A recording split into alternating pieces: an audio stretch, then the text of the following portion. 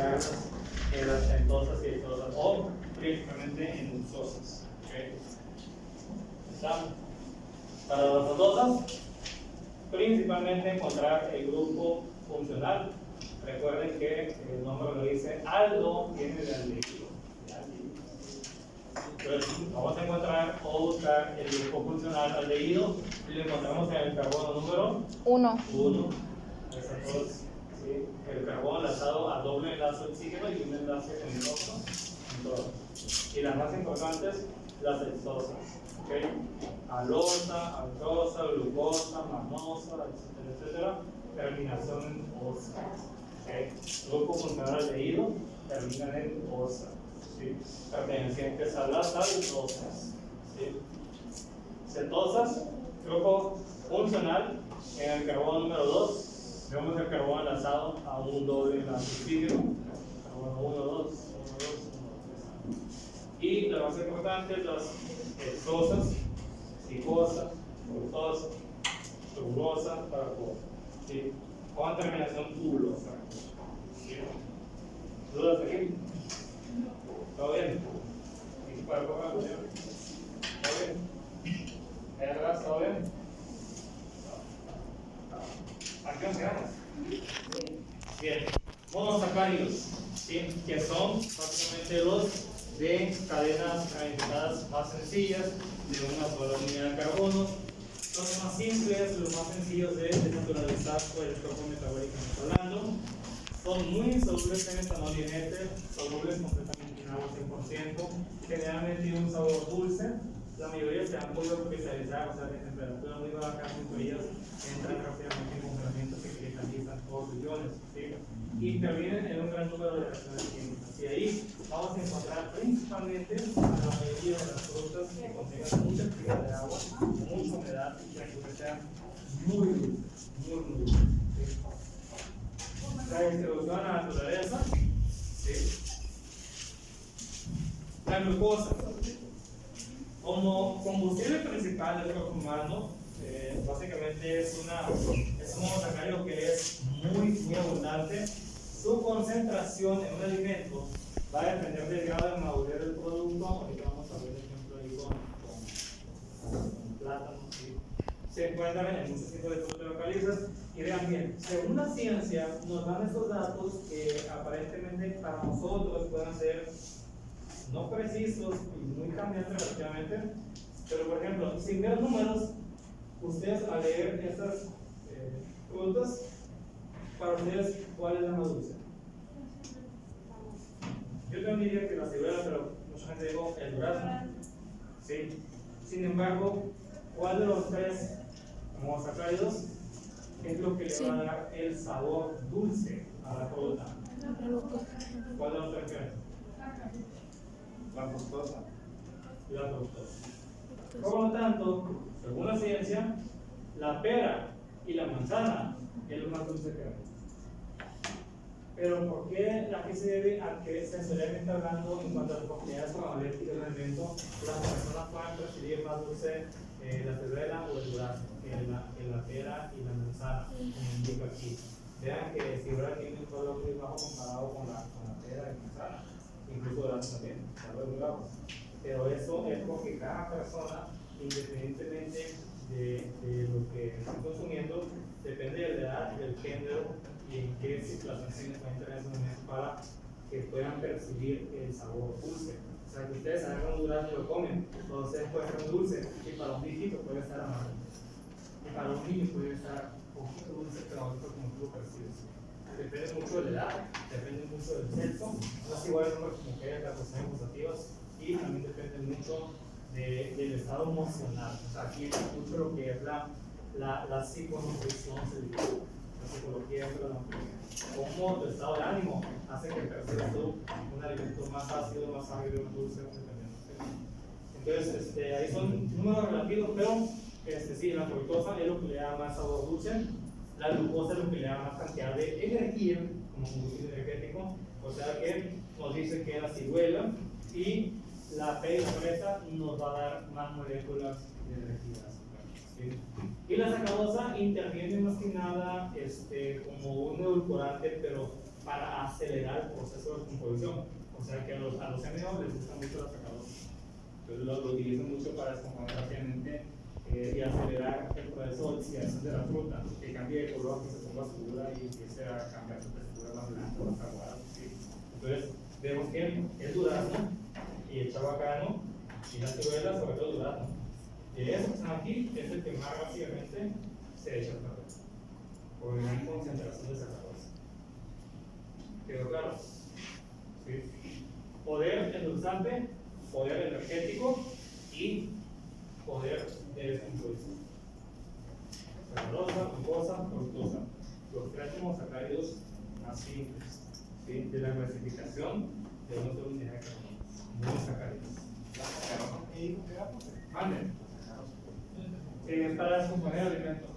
¿Sí? Mientras más sacarosa tenga, más rápido se descompone su unidad de oxidación.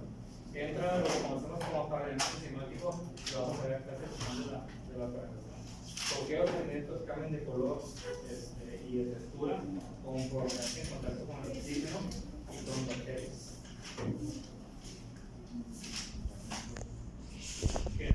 Pero dice que la glucosa comercialmente se emplea pues, en un gran número de alimentos que se obtienen del hidrólisis controlada del almidón.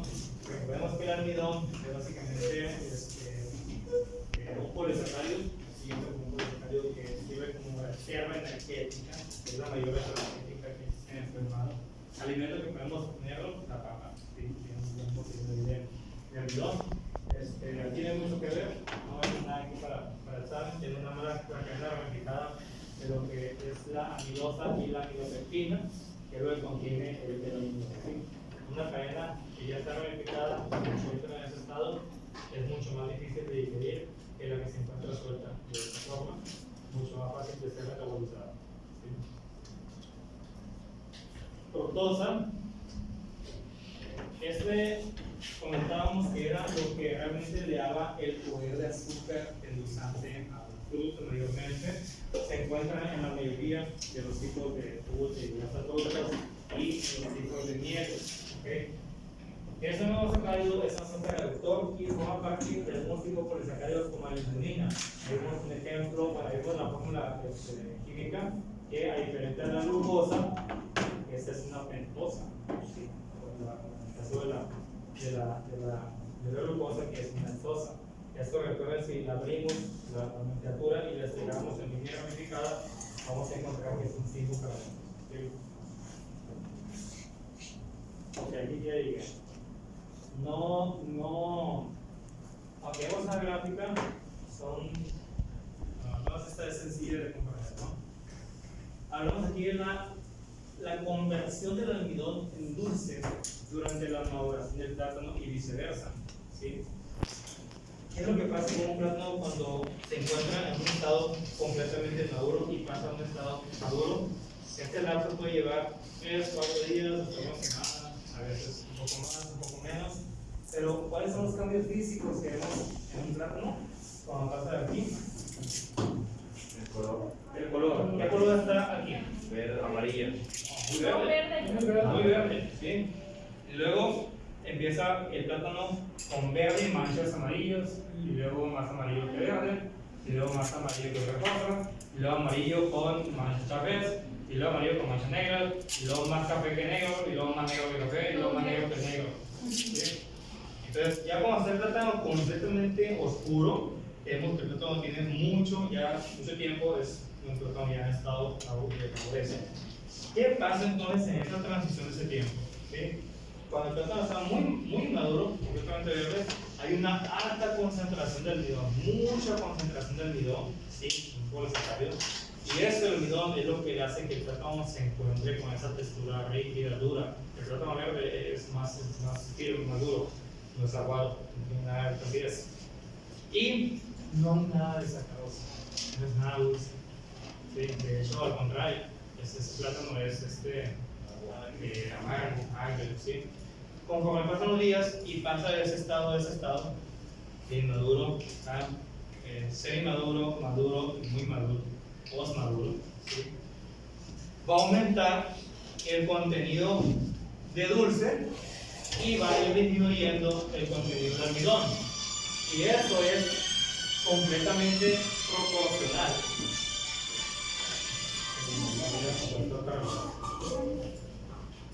Y es completamente proporcional la correlación, ¿sí? Conforme el plátano cambia, conforme el plátano va cambiando de color, de estado físico, disminuye rápidamente la concentración de almidón y aumenta rápidamente la concentración de sacarosa, o sea, dulce. ¿Cuál es la etapa donde encontramos el plátano completamente amarillo, por dentro todo blanco, tiene una flacidez aceptable, ni muy duro, ni muy aguado, y el sabor es ni agrio ni dulce? El estado sensorial en el que nos encanta el plátano está exactamente aquí, donde se concentra la misma cantidad de almidón y de dulce. Y de ahí para acá es donde empezamos a ver los cambios muy notables en el plátano. Se empieza a guadear, ya están con manchas cafés, no solamente la cáscara, el empaque, sino por dentro el plátano empieza a cambiar de color y se va guadeando porque va perdiendo almidón, lo que le da la consistencia de la textura, se va bajando, se empieza a guadear.